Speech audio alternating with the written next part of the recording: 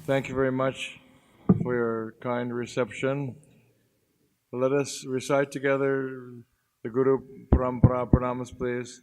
Nama Om Vishnu Padaya Krishna Pastaya Bhutale Shimate Bhaktivedanta Swaminiti Namane Namaste Saraswati Deve Gauravane Pujarane Devi Shesha Shanyavare Pashkaja Deshitarane Om Aginat Minandasya Gana Gana Sulakaya Chaksuvan Minatam Gena Tasmai Sri Gurave Namaha Shri Chaitanya Manavishtam Stapatyam Gena Bhutale Swayam Pakadamayam Darati Swabadantiham Vandeham Sri Guru Shri Jataparakabalam Sri Gurum Vaishnavanshta Shri Rupam Sagritatam Sahagana Raghunatam Nitam Stam Sajevam Sarvaitam Savadutam Parijana Saitam Shri Krishna Chaitanya Deva Shri Radha Krishna Paran Sahagana Lalita Shri Vishakana Chamscha Hare Krishna Karuna Sindhu Dinabandhu Vijayapade Gopesha Gopaka Kanta Radha Kanta Namostate Tapta Kanchana Gaurange Radhe Vrinavashwari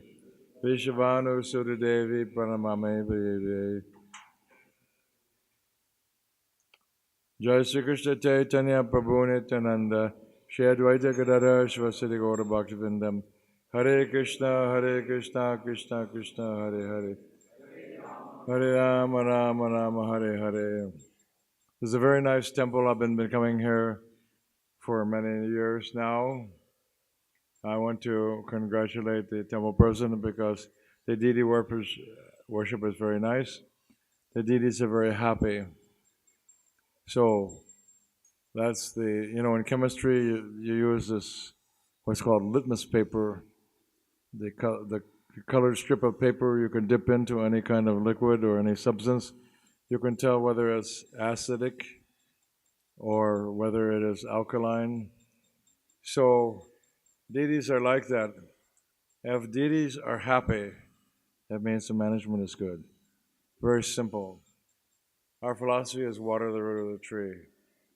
So many times Prabhupada told us, hundreds of times Prabhupada said, it is not very difficult. But what's at the core? We just have to want to please Krishna, that's all. Under the direction of Srila Prabhupada and his divine representatives, under the direction of Vaishnavas, we have to try to make the endeavor to please Krishna. Deities are Krishna, deities are not idols. Hindus say, you ask a Hindu, have you been to the temple? Oh, yes, I have been to the temple, I have seen the idols. But as you know, idols have taken on a negative meaning in the English language on account of the Bible. The Bible is saying, don't worship false idols. And this accusation is made by the Christians, about Hindus. Oh, Hindus are worshiping so many false idols, they say. We can give a quick answer to that accusation. We say, really? But what do you think is the figure of Jesus on the cross? That's an idol. You're worshiping Jesus on the cross. That's an idol. We could turn around and say the same thing. They worship Mother Mary, especially in the Hispanic countries, especially in Spain, Spanish-speaking countries, Spain, Central America, South America. They worship Mother Mary a lot. She's an idol. Come on, give me a break. There are such a concept as deity, so it's bona fide. Deity worship is bona fide. Deity worship is necessary. Since we can't see, just by looking at a wall, we can't see Krishna, we're not qualified. Self-realized soul can see Krishna by looking at the wall, but we can't do that. So these deities are very beautiful, they're very happy. They're all happy. Lakshmi Nrsimha is happy, Jagannath Baladev Subhadra are happy, so they're all happy. This means good management. You understand? It's the litmus test. You can tell. If deities aren't satisfied, you can tell, actually. I've been at temples where deities are not satisfied. I started the temple in Berkeley, California, USA, many decades ago. In 1969, I started the Berkeley Temple Preaching Center. At that time, they used to be in San Francisco, Jagannath Baladev and Subhadra. They moved over to Berkeley. And so then, decades later, I went to visit that temple, and I knew those deities very well because they were my first deities. When I first entered the temple room in San Francisco, there was no altars like there are today, no bright lights and all that. Jagannath, Baladeva, Subhadra were just standing on shelf made by Shyamasundar Prabhu. Standing on a shelf, there was no lights except for colored lights, that they use on Christmas trees, and there was a box that made the lights blink. So the altar was very dark, but the lights would blink, and so Lord Jagannath's eyes would go boing, boing, boing. Now he has very big eyes, so they were going like that. And when I first came to the temple in 1967, I was looking at Lord Jagannath. I was a little bit intimidated. I was thinking, okay, so this is God, okay. I mean, I was a Westerner, with no religious background whatsoever, but I had swiftly became convinced that Krishna consciousness was the answer to life. I'd already become I had become convinced on that point, Krishna is God. So I just had to accept, all right, Jagannath as God, okay, fine, a little different, a little unusual, but but he is God, because that's what the scriptures are saying, I'll tell you something about Jagannath, Baladeva, Subhadra. San Francisco, Rath Yatra, 1970. I was one of the assistants in producing that festival. It was the first time outside of India that a scale model of the chariots in India and Jagannath Puri were made anywhere outside of India. In San Francisco, 1970, the photographs are there. I think there's some photographs in the Lina Marita, but there's other photographs. There are quite a few photographs in the archives, including the famous photograph where Prabhupada standing in front of the chariot with both arms up in the air, and in front of Jagannath, Baladeva, Subhadra. And so I was present at that 1970 Rath Yatra because I helped produce it, So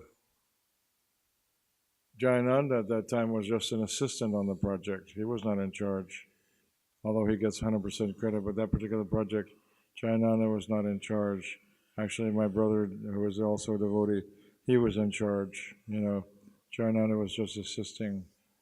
So the wheels were giant size, about more than 2 meters tall, solid wood, and the chariot was constructed across the street from the temple.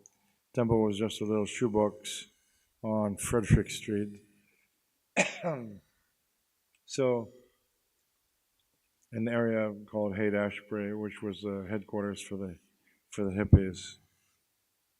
So, it was quite a production.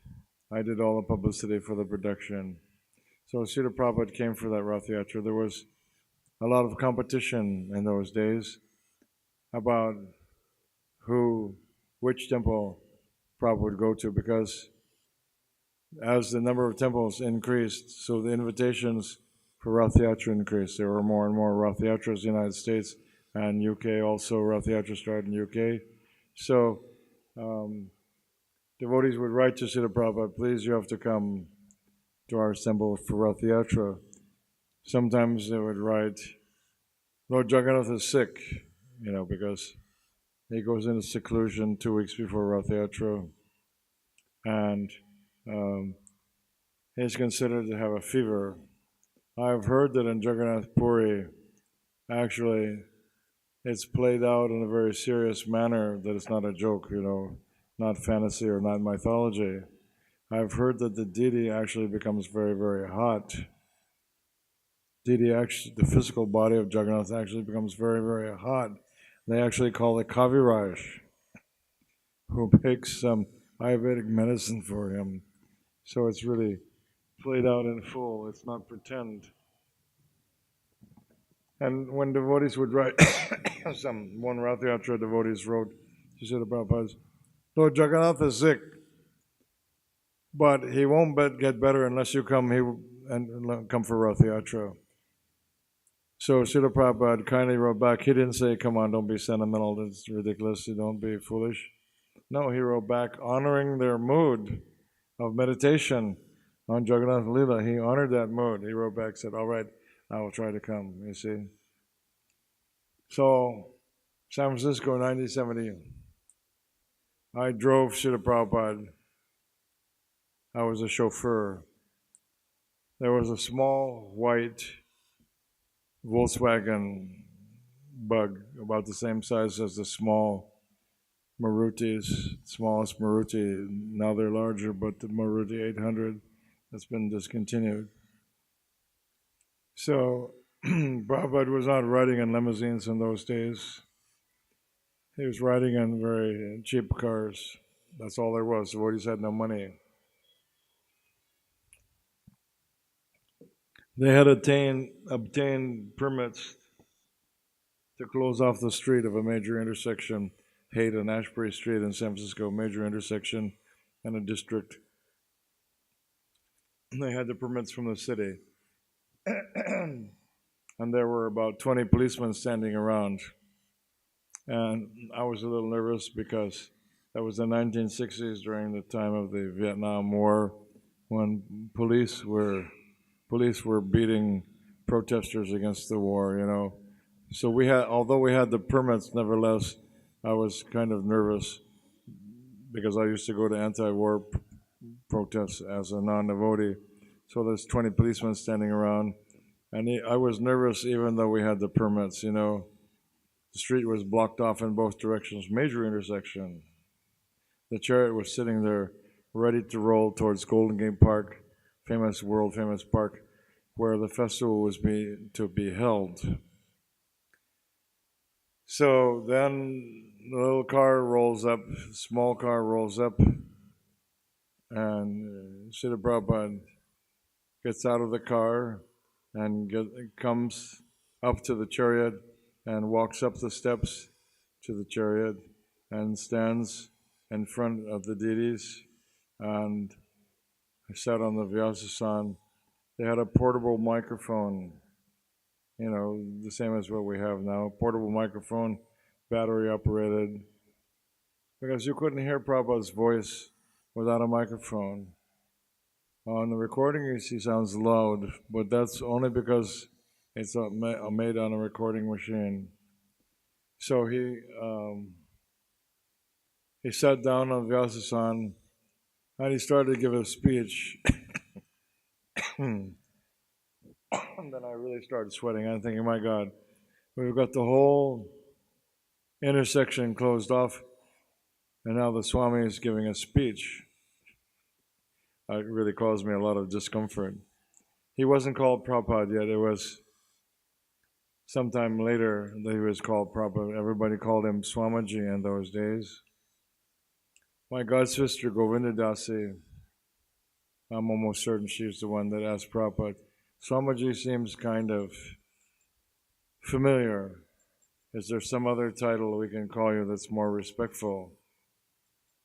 And very gravely and very reluctant, Srila Prabhupada answered, he said, well, you can call me Prabhupada.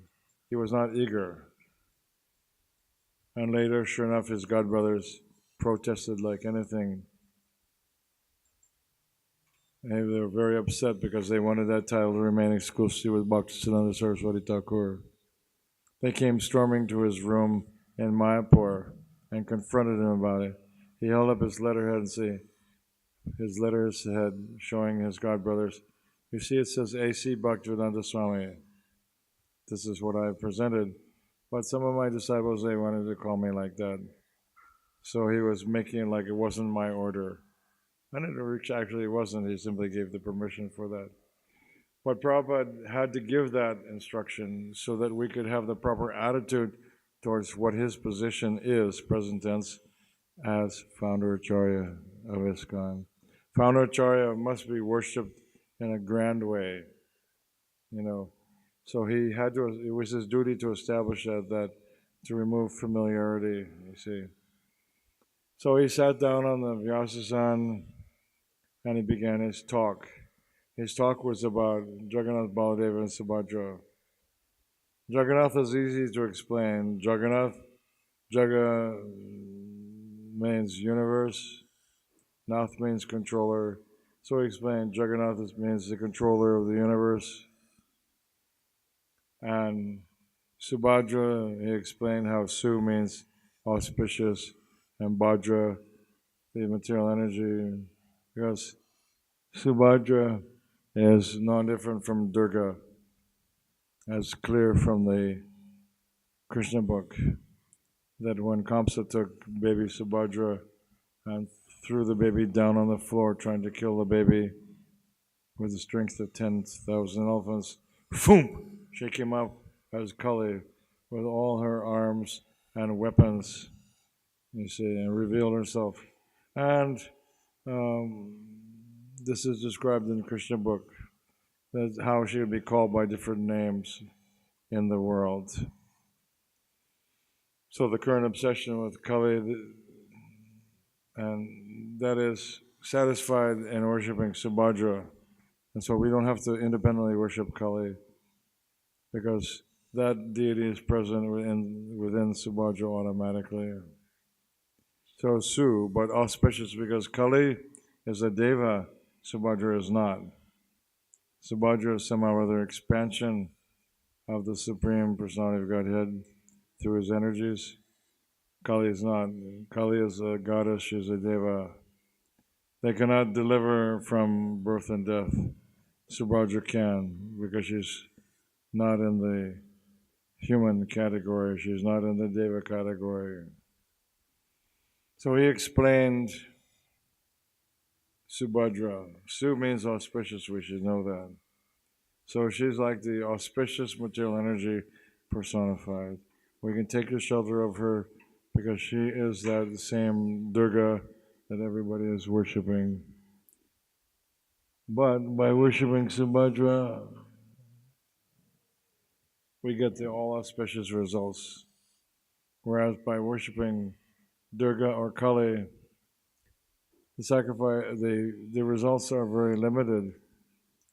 And Kali, especially in Bengal, everybody's so eager to worship Kali, they're sold out to Kali.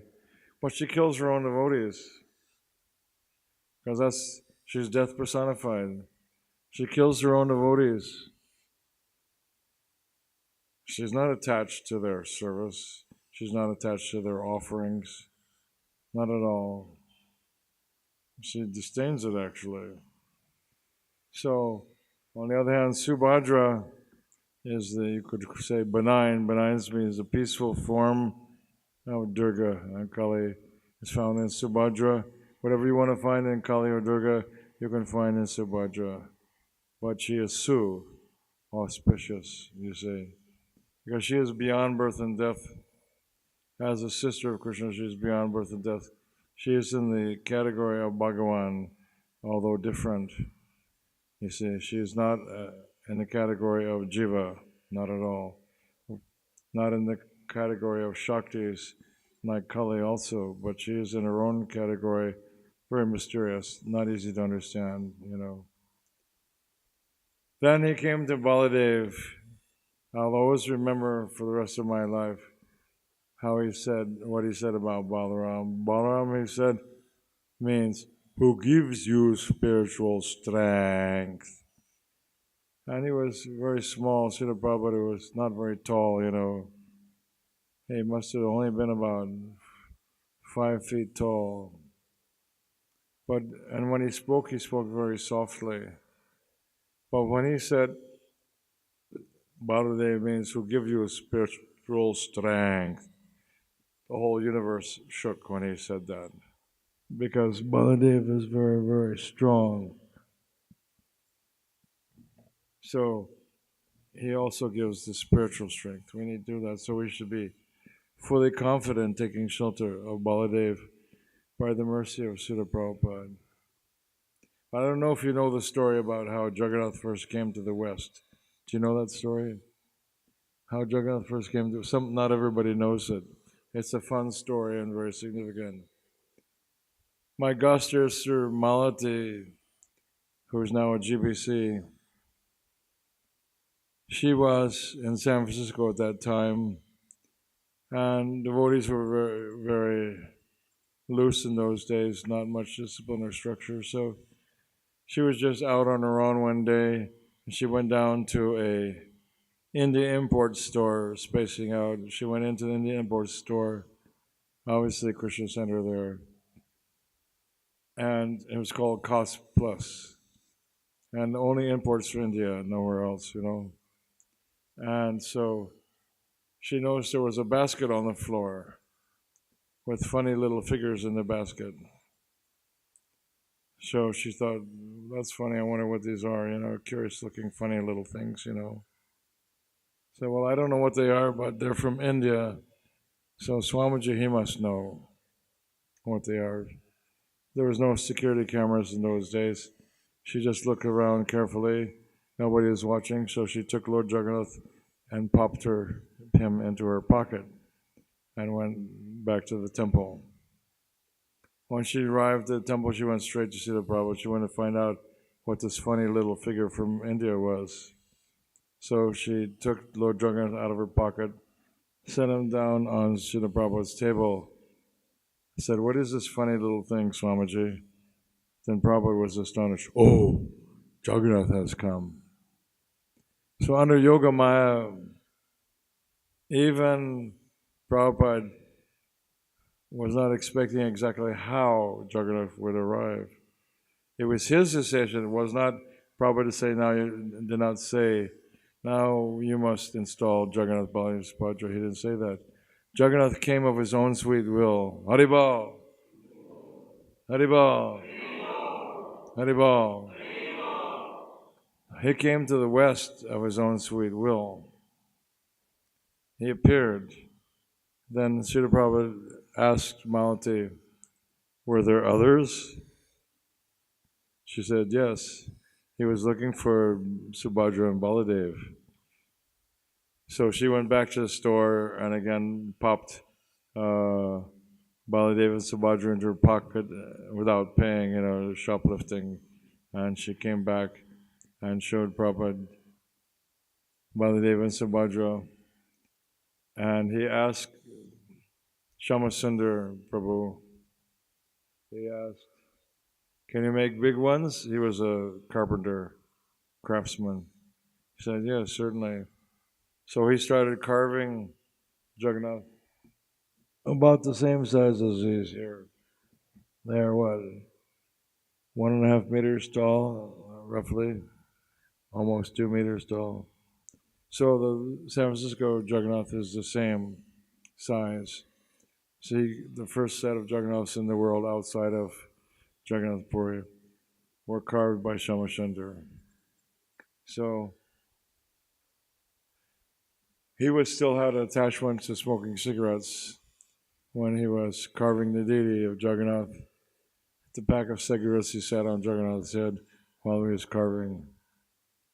Then you get some idea about the mercy of Jagannath. You get some idea that Jagannath overlooked the fact that he was a cigarette smoker while he was carving him, but he had a plan to manifest himself nicely to accept the worship, that's all, you know. After Jagannath was installed, I got my second initiation in 1969.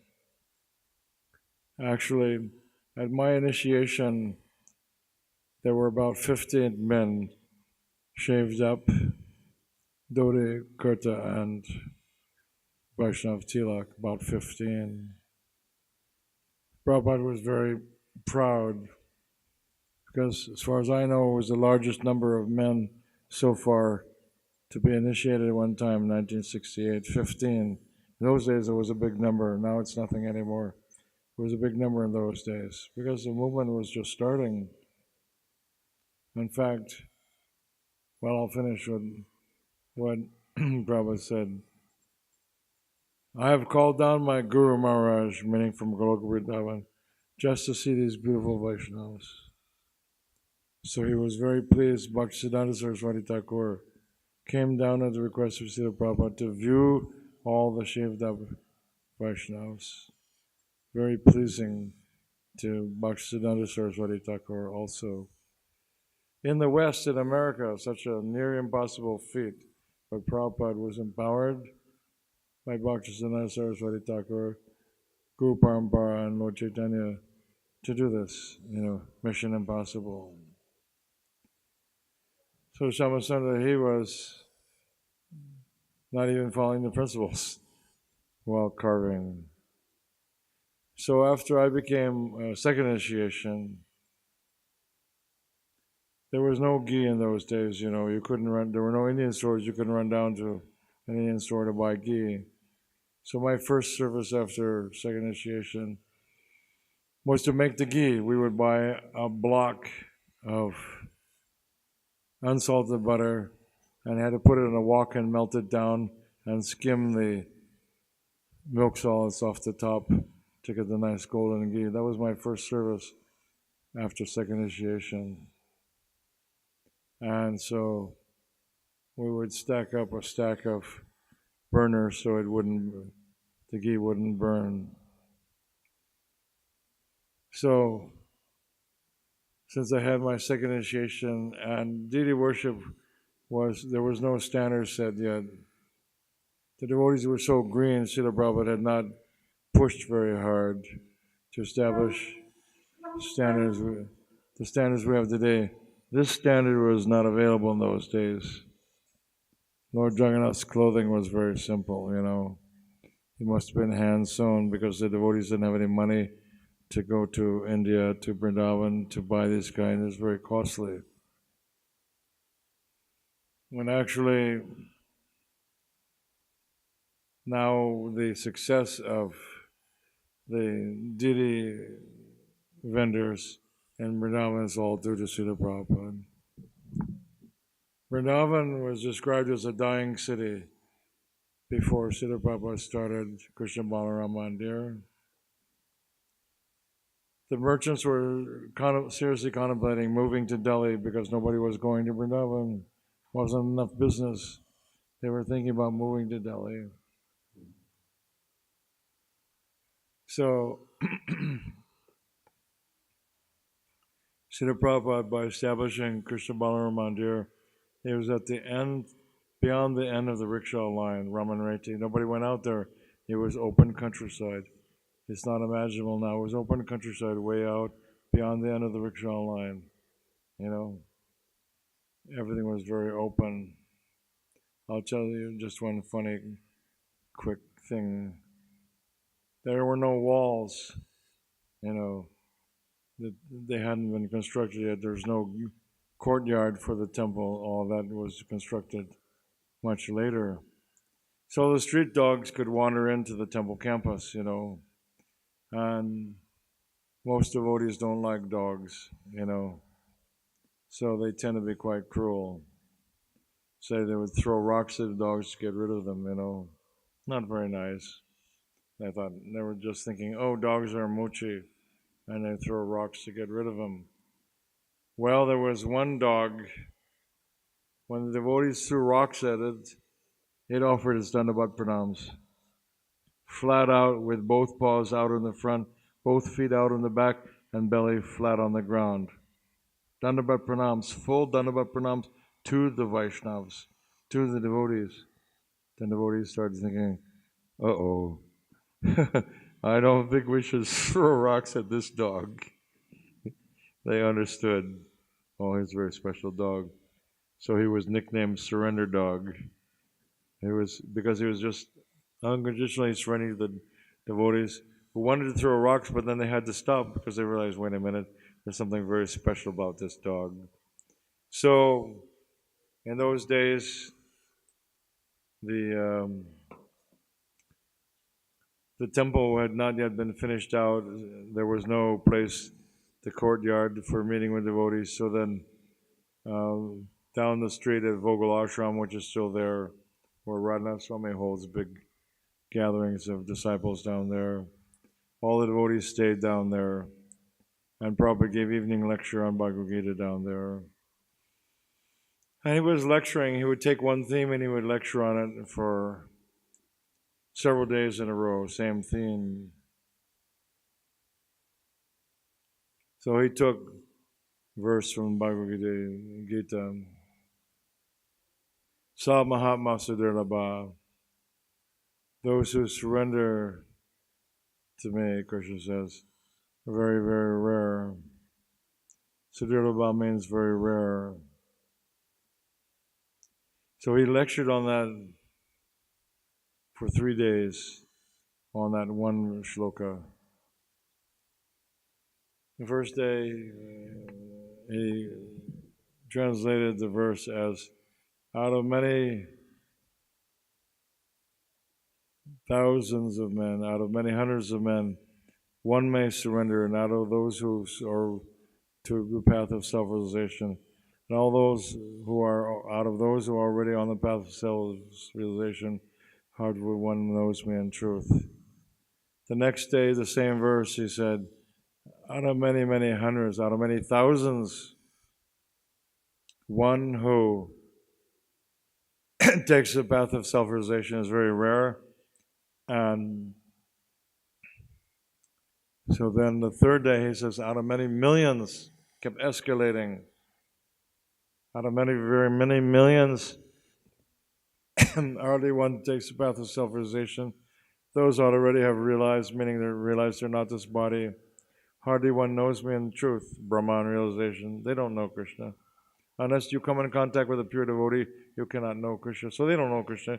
They only come to the point of Brahman realization if they're lucky, due to their austerities, meditation, penance, etc. So those lectures were held in that way. And at the installation of Krishna Balaram, I was there. At the installation of Krishna Balaram and Radha Shyama. And there were devotees had hired professional Brahmin priests from Vrindavan to perform the installation ceremony. It was very costly. They charged big bucks even in those days. Prabhupada explained, if we did not hire these priests, if we didn't have the Brajabasi priests do the installation, they would reject the temple as not bona fide. In other words, the ISKCON devotees by themselves attempt to do a few rituals, the Brajabasis would have rejected, saying it's not a bona fide Vaishnava temple. So they paid big money. Of course, the devotees didn't know there was no Mayapur Institute training in those days, how to be top of the line, Pujari and all that. But even if the Westerners, and there was only Westerners, there was no Indians. In fact, when there was the tension between the former Soviet Union and the United States, and all the devotees were talking about World War III, everybody was talking about World War III. Seemed like World War III was going to happen, you know. Nuclear war. But Srila Prabhupada wasn't worried about it. He wasn't worried about nuclear war, just devastation of nuclear war. Devotees said, but everything will be contaminated. Srila Prabhupada said it's already contaminated. In other words, he wasn't giving any credibility to nuclear radiation contamination. He wrote to me personally because during the same time period I had written to Srila Prabhupada with concerns about the nuclear war that seemed like it was supposed to happen anytime. He said, nothing can stop this Krishna consciousness movement. Not nuclear war or whatever means anything else. Nothing can stop this Krishna consciousness movement. Anyways, so in 1975, you've all seen the famous photograph of Srila Prabhupada when he's beaming with total ecstasy, and he turns around with the chamara, and is after fanning the deities, he's fanning the crowded devotees. There are only about 800 devotees there. Try to understand, in those days 800 was a lot of devotees. Now it's nothing. But it was a large number of devotees, all foreigners. There were no Indian devotees. So when there was talk of World War III, Srila Prabhupada wasn't worried about the devastation by nuclear bombs. There was only one thing he was worried. There were no Indian devotees except Lokanath Swami Gopal Krishna Maharaj, he was Canadian. He wasn't an Indian citizen. He was Canadian. And there was Navayogananda Swami. So there were only about 3 Indian devotees. And thus, he was worried if there's war, the government may send out the foreigners, then who will manage the temple? Who will manage the temples? That was his only concern, not nuclear fallout, There was one time when there was one temple president in the early days who Prabhupada didn't like the slamming of the doors in the guest house, Krishna Balaram Mandir. Still to this day, the wind blows and the doors slam like anything with a very loud noise. Srila Prabhupada told the president that you have to do something about this slamming of the doors. It breaks my heart. He didn't like it. Breaks my heart. The cracking sound breaks my heart, he said. The president gave the wrong answer. He said, I'm sorry, Srila Prabhupada, there's nothing I can do about it. Wrong answer. Very much wrong answer. Srila Prabhupada was extremely upset with him. In fact, due to creating Guru Aparad by saying, I'm sorry, nothing I can do, Prabhupada was so displeased. Later on, he left Srila Prabhupada and went to outside to Gaudiya Math. And he never properly glorified Prabhupada after that. I think that he became a big offender, and he was a sannyasi, and finally he fell from sannyas ashram also, largely because of his offenses against Prabhupada. Prabhupada did not forgive him, so he's suffered for that, Actually, there was a solution. I mean, if I had been in charge, I would have said, well, Srila Prabhupada, we can install hydraulic door closers, Those were available in the 1970s. They're not a new invention. He could have ordered the installation of hydraulic door with a piston, and the arm, and all that. He could have installed those. He could have said, they're a little expensive, Srila Prabhupada, but I'll give you a price quote. And he could have gone and got a price quote. There are only 20 rooms in that ashram, 20 times the cost of a carpenter and the device, the door closer. It wouldn't have been that much, and especially at that time, 1975 wouldn't have been very costly, less than now. Even now it's not that expensive. Hiring a carpenter in India is very cheap still. So that would have been a solution. He could have put door closers on all of the doors. And all he had to do was bring a price quote to Srila Prabhupada. Prabhupada would have approved it. Certainly he would have approved it. It wasn't that much. But no, he said, no, I'm sorry, there's nothing I can do. Wrong answer. And Prabhupada was very offended by that. And he lost the mercy of Prabhupada. Later he fell down, you see. So Hati Mata, the mad elephant offense, this is Guru Aparad. That's worse than just ordinary Vaishnava Aparad. He became very weak. That's why he left Prabhupada's society. Very weak, Eventually, as a sannyasi, he fell down, you see. Anyways, so I used to go on a morning walk with Prabhupada in Vrindavan at that time, around the time of the opening of the Krishna Balaram Mandir. And he liked to personally go and check out the vegetable market. He would personally go. For Krishna Balaram and Radha Sundar, he wanted to see they got only the best quality. That's devotee, you see. So he'd go, I was walking with him on that walk, and he was checking out the different kind of subjects, personally. He didn't send somebody to do it. He wanted to see what the quality was. And he was choosing them personally for God. This is devotee, you see. The example was there. It was very nice. Little things counted with Prabhupada. Years later, it wasn't so much later, I was on a morning walk with Srila Prabhupada in a city in central United States called Chicago, Illinois. I was on a walk there. It was probably in a park. And we came to a tree, and Srila Prabhupada was looking for a toothbrush. I don't think he ever used a plastic toothbrush. He wanted to use hollow twigs. So there was not a lot of devotees. There was not more than maybe 6 devotees on that walk. But he turned to me and asked me personally to get a twig for him because he was looking for toothbrush. And then, so I broke off a twig, and he asked me, "Is it hollow?" I said, "No, Srila Prabhupada, sorry, it's not hollow. It was not the right type of twig, not that right tribe."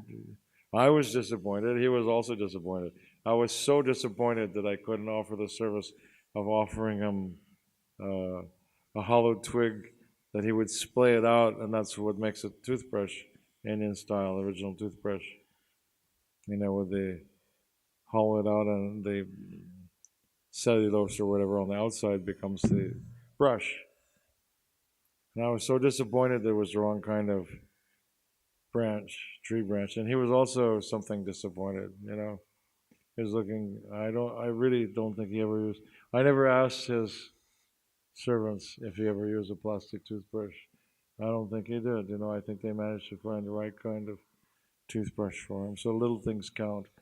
Another example of little things counting is I was in a city called Portland, Oregon. That's above California on the western region of the United States, Oregon. We have a temple there. That temple was opened by Dinabandhu Prabhu, I think. If it wasn't open, he was there for a while. Maybe he might have surrendered there, I'm not sure. So I was a temple president from Seattle, Washington, and so I was able to go on the morning walks with Prabhupada. There was a little bit of restriction, but still there wasn't very much restriction. That was 1970 or 71 at the latest. There wasn't that much restriction. Later, to get permission to go on a walk with Srila Prabhupada was not very easy, not at all. Because later there was Brahmananda and a stockade, a fence of sannyasis, formidable, like a fort, And even as in Los Angeles, as a semi-senior devotee, I was afraid to go into Prabhupada's garden. All I could have. I've been initiated. I was semi-senior, but I was afraid to go into Prabhupada's garden because of this. I was afraid the sannyasis would oust me. It was just wasn't true, but it was a fear that I had. Anyway, so there I was walking with Srila Prabhupada in this park, and only a handful, at most 6 devotees. Danavir Maharaj was there at that time because he was the president of the temple. And Prabhupada wasn't talking he wasn't speaking anything. So, of course, it was very pleasant walking with Srila Prabhupada, the Vapu, the form of the spiritual master. Very pleasant walking with him in the park on a beautiful spring day, sunny sky, clean air, blue clouds in the blue sky, green grass, flowers, very pleasing, But Prabhupada wasn't talking. He wasn't speaking anything. I felt the loss. I had the Vapu, I had the personal association of his body, but I felt the loss. That he wasn't speaking anything. And so Krishna had me experience that just to show.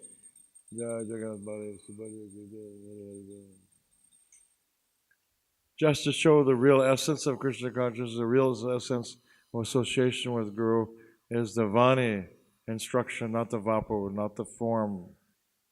This is very important. Nowadays, there are many thousands of devotees around the world that aren't doing so well because they think they have to have the personal form of Prabhupada in order to flourish in Krishna consciousness. Not true. It's Savani.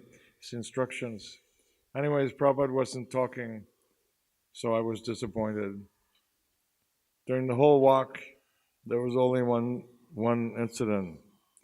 There was a tree, and he pointed up to the tree. There was a bird that was singing very sweetly. And he said, "That is Krishna."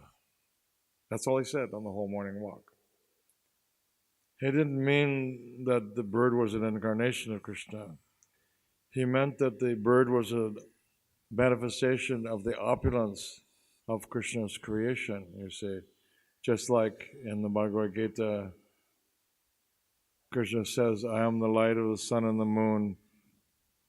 He is the wind, He's all of these things. He is the ocean." These are material things. But He's saying He is present in all these things. So the beauty of the sound of a sweet singing of a bird, Srila Prabhupada was declaring that to be Krishna's artistry. So that was very instructive. You could see how many decades later I remember that, you know. So we should just hang on tight to Srila Prabhupada's Vani, his instructions, while we have the chance in this human form of life. Prabhupada said, give just one life to Krishna. Just one life, that's all. Actually, in one talk with devotees in the early days, Srila Prabhupada was saying, talking about surrender, the importance of surrendering to Krishna.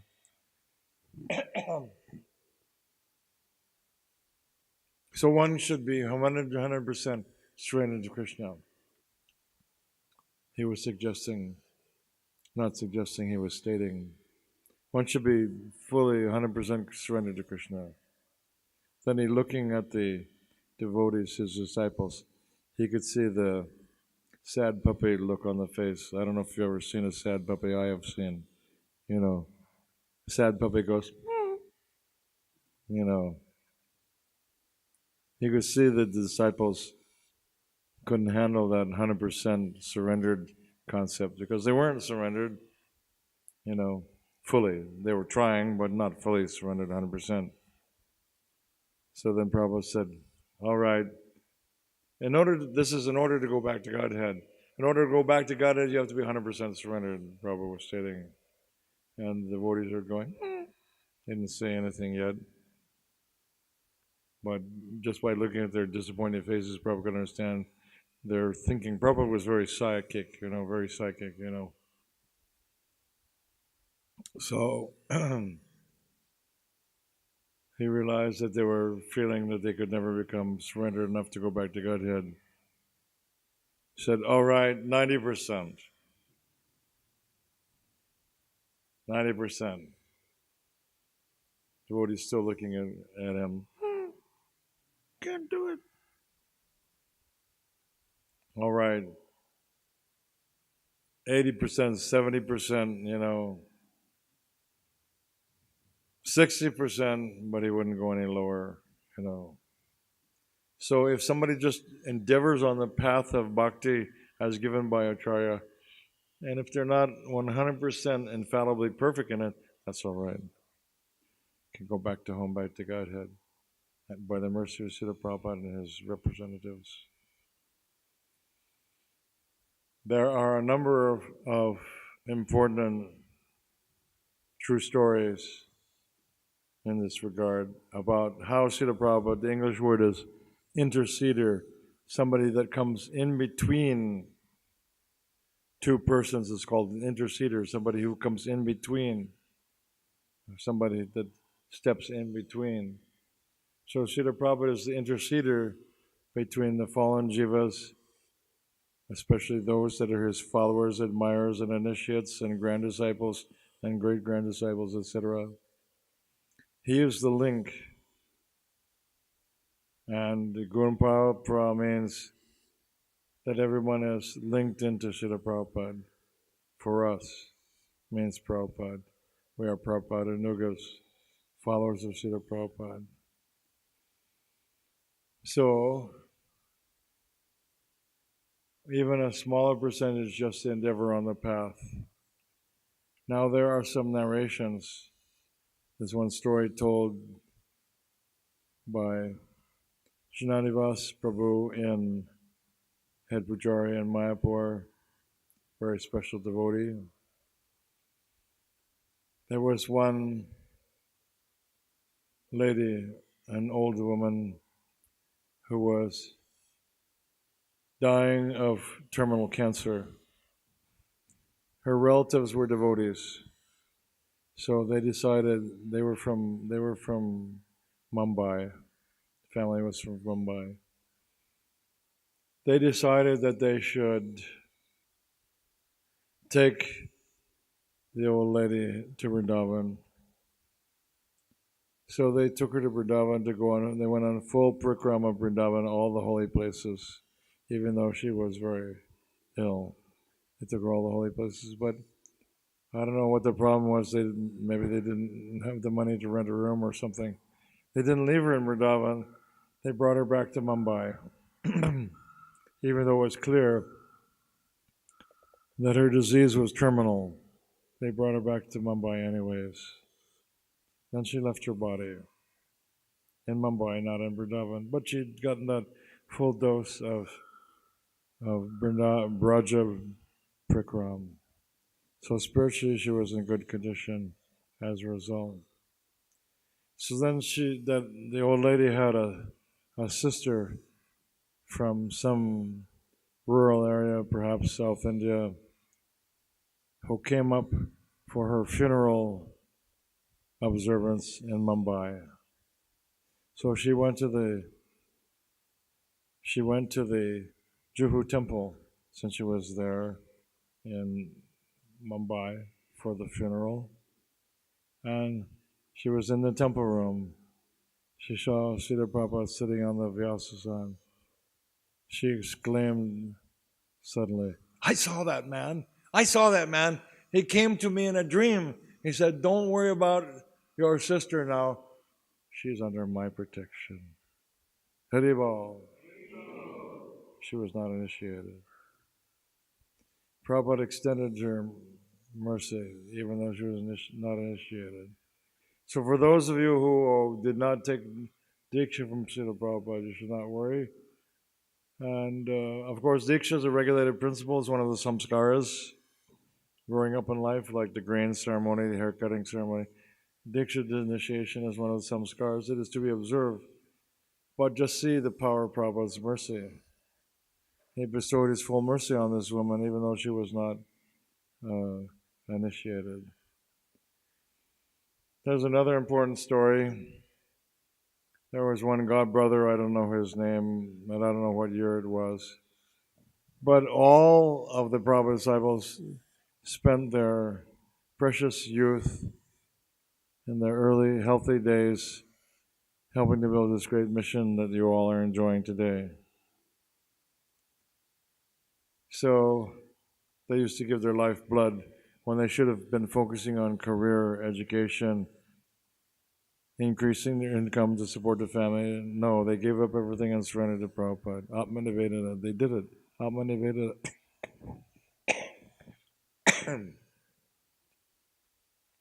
So there was one such god brother. He had been in ISKCON for quite a few years, but after some time, like so many senior devotees, he drifted away, ending up outside of ISKCON. But he had been initiated by Prabhupada. He was a god brother.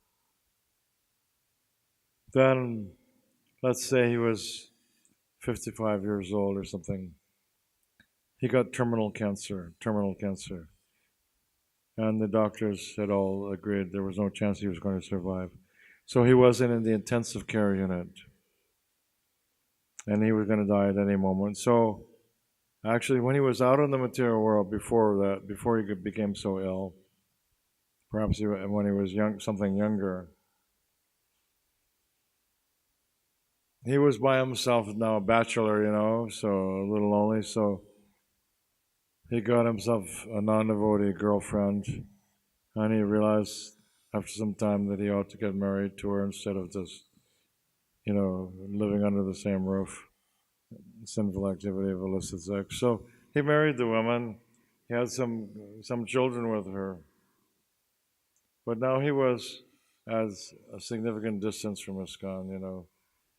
I don't know how much he would have been coming to the temple or anything. Pretty much on the fringe. Now after getting married, so now let's say he was 55 years old. He was in a hospital and his body was certainly dying, certainly. Otherwise he wouldn't have been in an intensive care unit.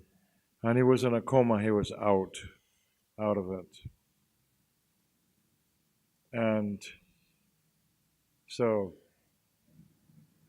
his relatives of his wife came, the non-devotee relatives came, his children were there, non-devotee relatives were there, his wife was there to see him off, so to speak, because they knew that he was going to die at any moment, so they went to see him off. So he's lying there, no consciousness. Coma means completely out of it, blacked out, All of a sudden, without warning, he opened his eyes wide. And he said, Srila Prabhupada? Boom! And he left. Prabhupada came and got him. Srila Prabhupada overlooked the fact that he was on the fringe, overlooked the fact that he fell down, overlooked the fact that he married a non-devotee woman. Prabhupada overlooked all those things and simply came and got him out of gratitude for the service, for the lifeblood he gave in his youth to help build this movement. That's Prabhupada. Try to understand, That's Prabhupada. That's the lifeblood he gave.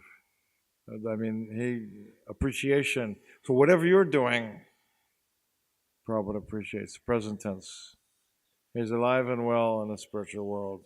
He's doing fine. He doesn't have the botheration of a material body anymore. He's not inert. I'll just tell you about Indian Swami published on Facebook a little anecdote or short story. That he had a question he wanted to ask Prabhupada, but Prabhupada is not physically around, so how he's going to ask Prabhupada a question. So one night he had a dream in which Srila Prabhupada appeared to him in a dream. And so in the dream, Indian Swami was associating with him. He still had this question in his heart and mind, but he didn't ask the question in the dream. Without asking Srila Prabhupada the question, Srila Prabhupada answered his question, and fully answered his question, but he never said anything. The devotee, the Indian Swami, he never said anything, but Prabhupada answered his question. Indian Swami was struck with wonder. He asked Prabhupada in the dream, how do you know what my question was? Prabhupada replied, I'm keeping an eye on you. This is decades after his physical disappearance. So Srila Prabhupada is not dead and gone. He's available for everyone, not just those that took initiation from him directly, but even the GBC resolution is that Srila Prabhupada is a Siksha Guru for everyone in ISKCON. Siksha Guru. Not Diksha, but Siksha Guru, through his instructions. In this way, everyone can take shelter of Srila Prabhupada with full confidence. So I think we'll stop there. Anybody have any questions? Okay. Thank you very much. Jagaguru Srila Prabhupada ki jai, Jagannath Baladev Subhadra ki jai, Lakshmana Shinga Bhagavan ki jai, Gaur Premanande.